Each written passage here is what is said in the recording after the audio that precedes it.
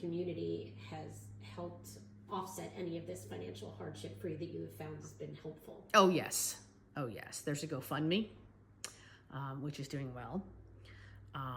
People have been very generous with the GoFundMe, with gift cards to restaurants, gift cards to ShopRite. Very, very helpful with that, which we appreciate tremendously. I don't know how we would get through this without the support of our community. People have brought meals and coffee and sent other gifts, and it has just been wonderful. What would be the best way for your family and friends to help you in the next coming months? That is a question I've been mulling around for a long time because people keep asking, what do you need? What do you need? What do you need? And in the moment, whenever anyone asks me, I have no idea what I need, right? Because in that very moment, I don't need anything because they're talking to me, we're having an interaction, it's very supportive, but things we need. I have an ever-growing list. Some of it is, house cleaning. We're going to have the house really cleaned before I come home from the hospital to make it as germ-free as possible, so that when I come home, I can then isolate myself upstairs. My family can still continue to live their lives, which is important to me. But then I cut my risk of infection so I don't end up back in the hospital. Right. ShopRite gift cards are amazing. Restaurant gift cards have been amazing, and contributing to the GoFundMe, because that's really the best thing, because you never know what comes up. Right. And just having those funds to use for, I'll give you an example. Right now, I've met the out-of-pocket maximum for my insurance. In January, all that changes over again. So I have to start meeting my out-of-pocket maximums again when I go to my doctor's visits. Now we're talking in January, I could be at the doctor 3 times a week. That's $60 in copay a week. Yeah. So that's $240 a month just in doctor's copays. Right.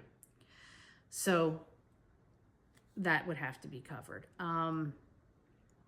There's still the gas getting to and from that we could use that money for. And other things that come up, like any food that's in the refrigerator that's nearing its expiration date when I come home has to go. Right. Because we have to be very careful with the food I take in.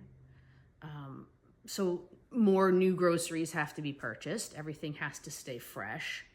It's challenging, and I feel really bad for my family who's probably going to have to adhere to the same food regimen that I do, because I can't see anybody cooking 2 or 3 meals.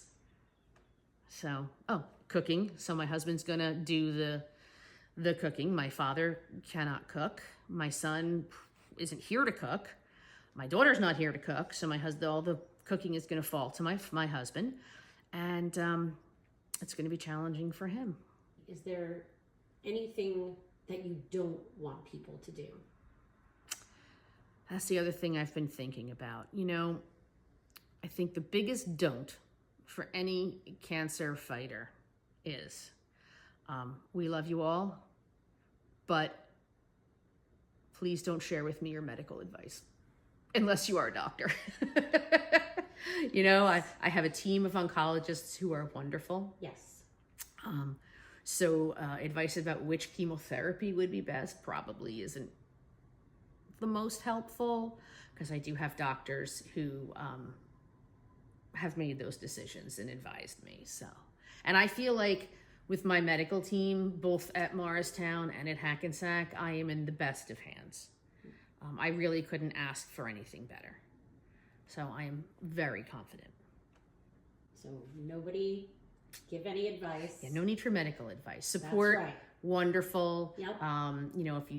Especially, I love when people share stories with me about their friends and relatives who have gone through leukemia and are healthy and strong now. I love that, because that is so inspiring. I had a friend do that just the other day, and it was wonderful, because I was like, yes, I can do this. Other people have done this. I can do this.